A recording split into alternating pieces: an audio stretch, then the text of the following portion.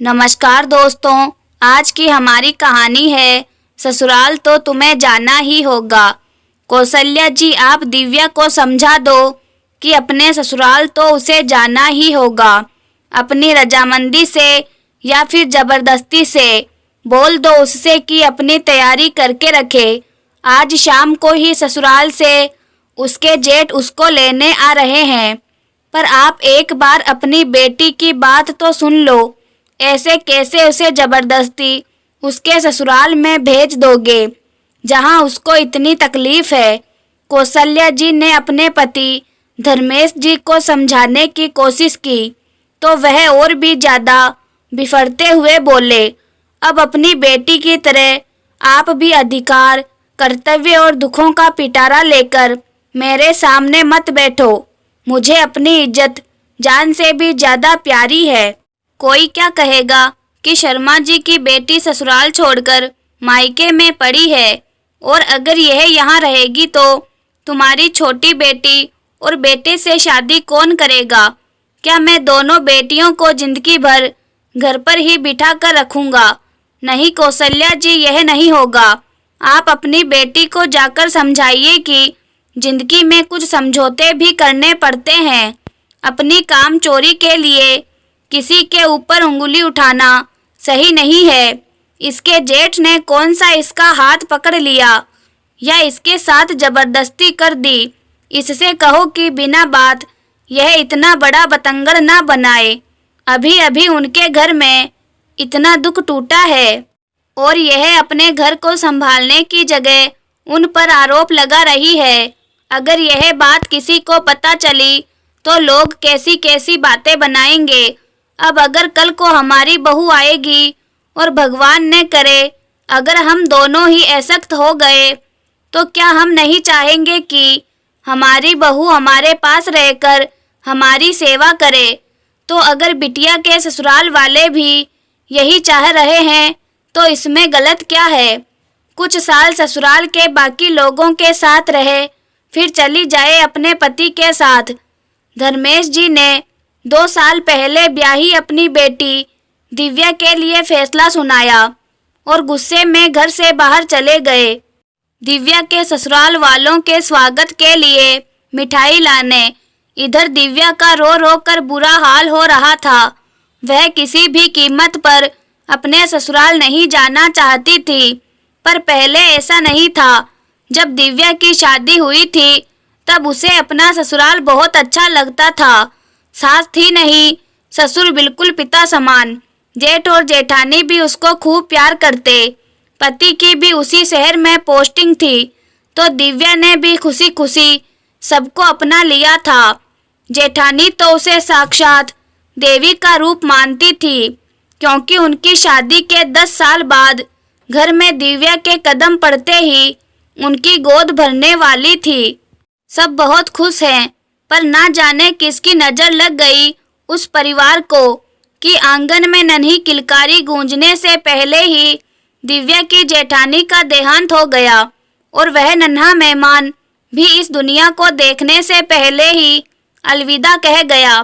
दिव्या को उस दुखी परिवार को संभालने में बहुत दिक्कत हुई, पर फिर भी उसने अपनी हिम्मत और सूझबूझ से उस कठिन समय में सभी का खूब ख्याल रखा। उसके जेठ जी जो पत्नी के गम में बिल्कुल टूट गए थे, उनको सांत्वना देती। वह अगर खाना ना खाए तो अपने हाथों से उनके मुंह में निवाला तक खिलाती। उसकी देखभाल और मेहनत से एक बार फिर उस घर में कठिनाइयों में मुस्कुराना सीखा था, पर उसकी देखभाल और सहानुभूति का उसके जेठ ने पता नहीं क्या मतलब निकाल लिया था कि गाहे बगाए वह उसे छूने और देखने के बहाने ढूंढने लगे थे। कभी वह पानी का गिलास देते हुए दिव्या की अंगुलियां छू लेते तो कभी रसोई में काम करती बिना चुन्नी की दिव्या को दरवाजे के पीछे से ताकने लगते। उनकी नज़र कुछ इस तरह बदल गई थी कि दिव्या उन्हें सहन ही नहीं कर पा रही थी, पर वह करती तो क्या करती। वह कुछ ऐसी हरकत तो कर नहीं रहे थे जिसकी किसी से शिकायत की जा सके।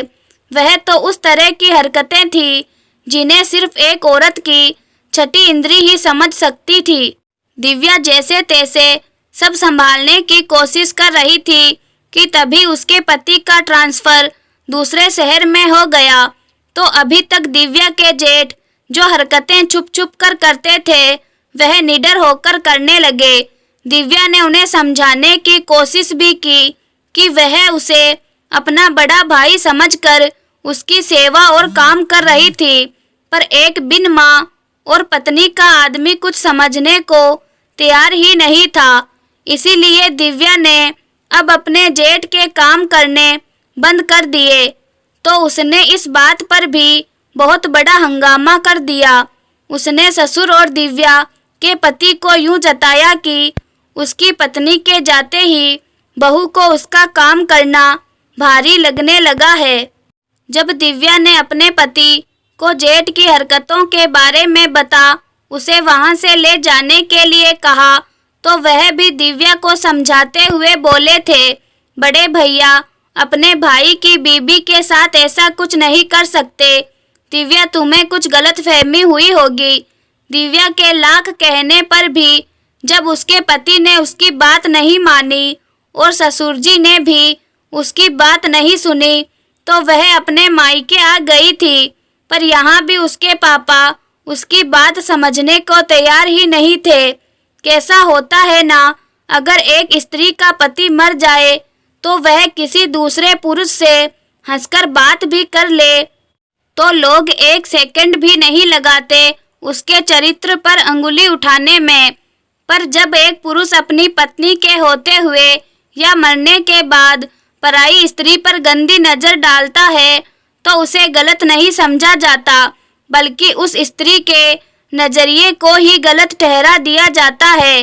दिव्या को अपने बचाव के लिए कोई राह दिखाई नहीं दे रही थी। तभी उसकी छोटी बहन ने उसे घर में सीसीटीवी कैमरा लगाने का सुझाव दिया। तो दिव्या अपने जेठ का घिनौना चेहरा सबके सामने लाने के प्लान के साथ अपने मायके से विदा लेकर ससुराल पहुंच गई। और वहां पहुंचते ही एक दिन दिव्या का भाई अपने दोस्तों के साथ जाकर दिव्या के घर वालों को बिना बताए चुपचाप रसोई आंगन जैसी जगह जहां दिव्या का जेठ सबसे ज्यादा खुद को सुरक्षित समझ दिव्या को परेशान करता था, वहां कैमरे फिट कराया। एक दिन दिव्या के घर में बड़ा ही कोहराम मचा था क्योंकि दिव्या ने अपने जेठ के खिलाफ पुलिस में रिपोर्ट दर्ज करवाई थी और उसके ससुर और उसका पति उससे ऐसा करने की वजह पूछ रहे थे। तो दिव्या ने रिकॉर्ड वीडियो जिसमें दिव्या का जेठ बड़ी ही बेशर्मी से कभी उसकी कमर तो कभी उसकी पीठ पर हाथ लगा रहा था दिखा दिया और साथ में अपने पापा को भी वीडियो भेज दिया। अभी पुलिस आई ही थी कि तभी दिव्या के पापा धर्मेश जी ने आकर एक साथ कई झापड़ दिव्या के जेठ के गाल पर धर दिए और चिल्लाते हुए बोले, तुम्हारी हिम्मत कैसे हुई मेरी बेटी को छूने की। तभी दिव्या उनके सामने आकर बोली, आपने ही हिम्मत दी है पापा इनको। याद है आपको जब मैंने इनकी हरकतों के बारे में आपको बताया था तो आपने मुझ पर विश्वास नहीं किया था और उल्टा मुझे ही चार बातें सुनाकर इन्हीं के साथ मुझे इन्हीं के घर भेज दिया। तो मुझे अकेला समझ इनकी हिम्मत तो बढ़नी ही थी। और पतिदेव आप इतना चिल्ला क्यों रहे हो?